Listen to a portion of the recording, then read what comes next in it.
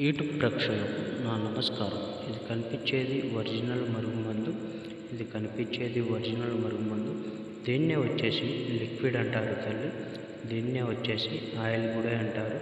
ఇది ఎలా వాడాలంటే చెప్పులకు కానీ, బట్టలకు కానీ, తలకు కానీ, లేదా వాళ్ళు ముట్టుకునే వస్తువులకు కానీ పెట్టవచ్చును.